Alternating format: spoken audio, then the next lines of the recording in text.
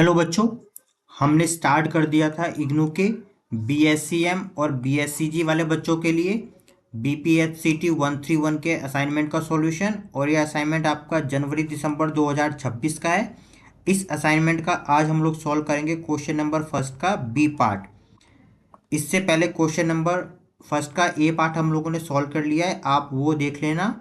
आज हम लोग स्टार्ट करेंगे क्वेश्चन नंबर फर्स्ट का बी पार्ट। इस बी पार्ट क्वेश्चन में क्या कहा इन्होंने, a curve is describe by the following parametric equation. एक कर्व की पैरामीट्रिक इक्वेशन दे रखी है, x equal to 2 cos t, y equal to 2 sin t और z equal to cos 3t। Determine the unit tangent vector, आपको unit tangent vector find करना है to this curve at this point t equal to π/2। बहुत simple है, ठीक है। तो solve करते हैं अब हम लोग इसको। given parametric equation, given parametric equation क्या दे रखी है, x इक्वल टू में 2 cos t, y equal to में 2 sin t और z इक्वल टू में cos 3t। ये 3t cos के अंदर है पूरा एंगल, ठीक है। एंड हमें फाइंड क्या करना है, हमें फाइंड करना है unit tangent vector, unit tangent vector question mark at point t equal to π/2। तो हमें क्वेश्चन दो पार्ट में करने हैं। पहले हमें फाइंड करना पड़ेगा टेंजेंट वेक्टर क्या होता है, फिर उसका यूनिट वेक्टर फाइंड करना होगा। बहुत सिंपल है ये, ठीक है। नाउ द पोजीशन वेक्टर,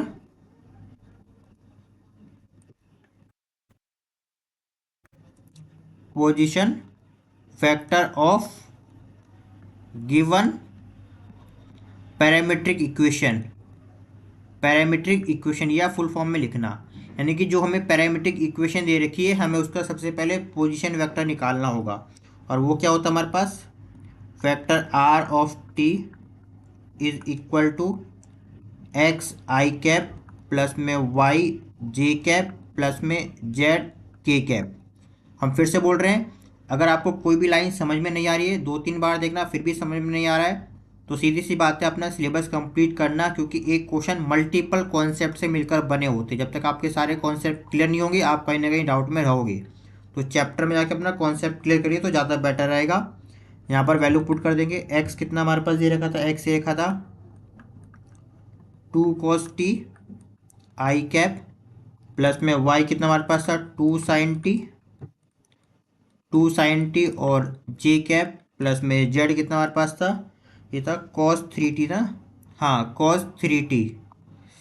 ये हो गया हमारे पास cos 3t, ये एक साथ है और हमारे पास ये के कैप, ये क्या बन गया हमारे पास पोजीशन वेक्टर।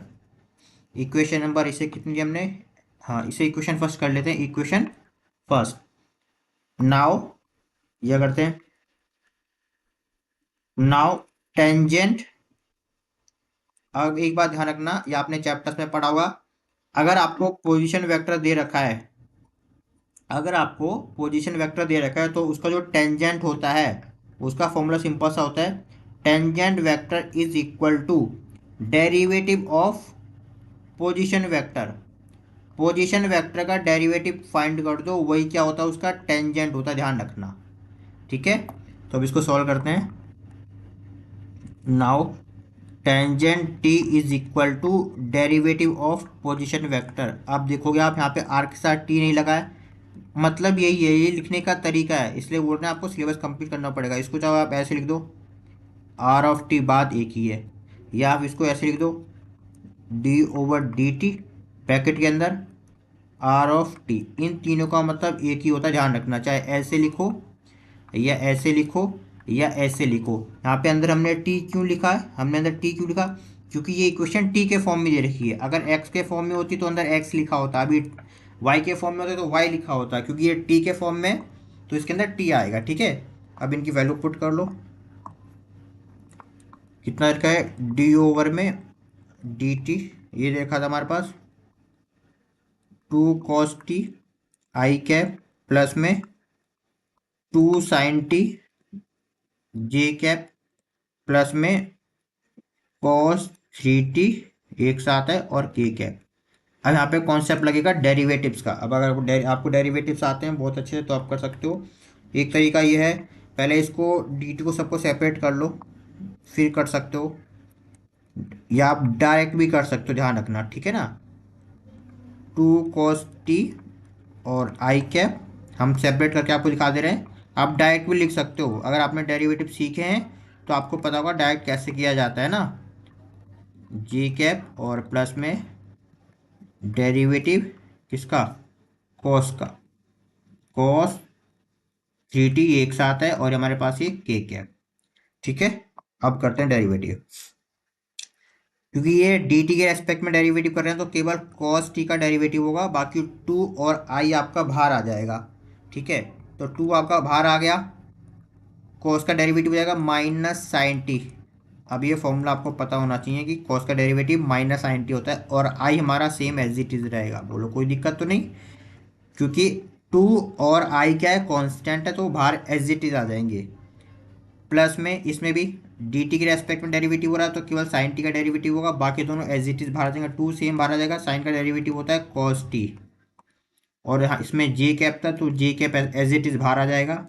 इसमें कॉस का डेरिवेटिव कितना होगा, माइनस का sin 3t, और आपने डेरिवेटिव में पढ़ा है कि अगर कॉस के अंदर दो चीज रखी, इसमें देखो इसमें केवल केवल टी था, केवल टी था, जबकि इसमें 3t है, तो कॉस का डेरिवेटिव भी होगा और 3t का भी डेरिवेटिव होगा। तो 3t का डेरिवेटिव क्या, 3 का 3 ऐसे ही रहेगा, t का डेरिवेटिव 1 हो जाएगा, k कांस्टेंट और k बाहर रहेगा।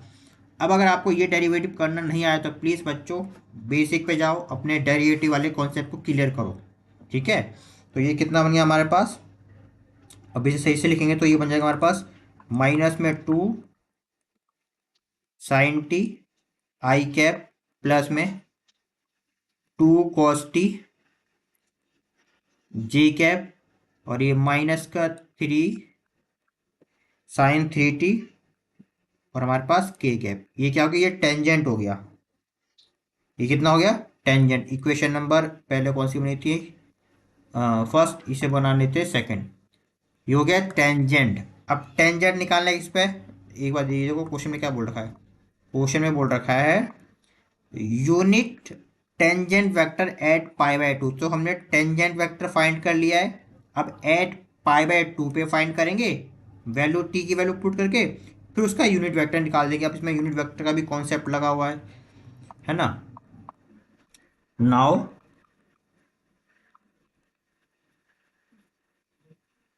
टेंजेंट एट t = π/2, तो पुट कर दो, ये तो सेम हमारे पास रहेगा। क्या दे रखा था हमारे पास, माइनस में 2 sin π/2, टी की जगह पुट कर दिया, और आई कैप हमारा सेम लगा हुआ है, ये कैप है, ठीक है। और क्या देगा, 2 cos π/2, यहाँ पे जे कैप सेम ऐसे ही रहेगा, फिर यहाँ पे कितना है, माइनस का 3 sin 3, और ये π/2 ये भी सेम ऐसे ही रहेगा, और ये के कैप। चलो अब आपको यहाँ पर वैल्यू क्या आएगी देखो जरा। अब चाहो तो डायरेक्ट कर सकते हो, हम आपको बस डिटेल में बताना चाहते थे कि आपको क्लियर हो जाए। -2 ये कितना हो गया, sin 90, और आपको sin 90 की वैल्यू भी याद होनी चाहिए, इसलिए थोड़ा बेसिक डेरिवेटिव ट्रिग्नोमेट्री मैथ्स आनी चाहिए। 2 cos 90 जे कैप माइनस में 3 sin, अब 2 से पहले पाई कैंसिल होगा तो कितना आएगा हमारा 80, 8 से जाएगा 27, तो जाएगा हमारे पास 270 डिग्री, और ये के कैप। कोई दिक्कत तो नहीं है, हमने इसको सॉल्व किया है।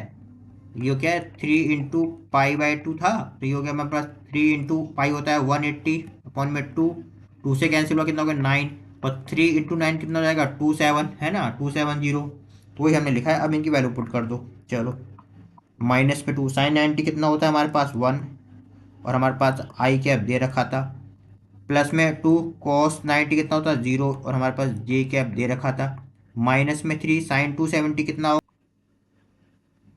-1, है ना, और ये के कैप। अब ओवरऑल कितना हमारे पास आंसर आ गया, ये आ गया माइनस में 2 i कैप प्लस में ये जो जीरो फिनिश आएगा, जीरो डॉट, या तो आप जीरो डॉट जे लिखो या ना लिखो कोई फर्क नहीं पड़ेगा, ठीक है। ये प्लस का 3k, ये हो गया टेंजेंट वेक्टर। अभी एक काम फिनिश हो गया, tangent vector at t equal to पाई/2 पर। अभी हमें यूनिट टेंजेंट वेक्टर निकालना है। क्वेश्चन में जाके बैक आप चाहो तो पूरा देखना। Now unit tangent vector, unit tangent vector है ना, एट टी इक्वल टू पाई/2, इतना तो हमने निकाल लिया। टेंजेंट वेक्टर निकाल लिया एट पाई/2 पर। अब केवल यूनिट निकालना है। तो यूनिट का फॉर्मूला क्या होता है, ऊपर कैप लगाते हैं, is equal to vector T को एज इट इज लिख के नीचे वेक्टर टी का मैग्नीट्यूड फाइंड करते हैं, है ना। तो वेक्टर टी हमारे पास क्या था, -2i प्लस में 0j प्लस में 3k, है ना, 3k। और मैग्नीट्यूड निकालने का फॉर्मूला क्या होता है, रूट के अंदर क्या करते हैं, आई का कोफिशिएंट कितना है, -2, तो -2 का होल स्क्वायर। जे का कोफिशिएंट कितना है, 2 प्लस में 0 का स्क्वायर। के का कोफिशिएंट कितना है, 3 प्लस में 3 का स्क्वायर। तो कितना आंसर आ जाएगा हमारे पास, ये हो जाएगा माइनस में 2i प्लस में 0.j और प्लस में 3k। हम एक एक स्टेप लिख रहे हैं, बाकी मर्जी आपकी, जितना चाहो आप चेंज कर सकते हो अपने नीड के अकॉर्डिंग, ठीक है। कॉलेज वाले बच्चों इतना आपको समझदार होना चाहिए क्या लिखना है क्या नहीं। तो ये बन जाएगा हमारे पास 4, कोई दिक्कत हो फिर भी पूछ सकते हो, ठीक है। 4 प्लस में 0 प्लस में 9, तो कितना आंसर हो गया हमारे पास ओवरऑल, माइनस का 2i प्लस में 3k और प्लस में 13, ये हो गया टी कैप। अब आप चाहो इसको ऐसे ऐसे लिख लो, तो ये भी आपका आंसर है करेक्ट, यूनिट वेक्टर। आप चाहो इसको ऐसे भी लिख सकते हो, टी इक्वल टू में 1/√13 माइनस का 2i प्लस में 3k, ऐसे भी लिख लो, ठीक है। या आप चाहो तो इसको ऐसे भी लिख सकते हो, T cap is equal to में आपका -2/√13 i कैप प्लस में 3/√13 और की कैप। मर्जी आपकी, जैसे चाहो वैसे सिंबल में लिखो, आंसर तीनों सेम है, बस लिखने का तरीका अलग अलग है। आपको तीनों में फुल मार्क्स मिलेंगे। तो मिलेंगे नेक्स्ट क्लास में नेक्स्ट क्वेश्चन के साथ।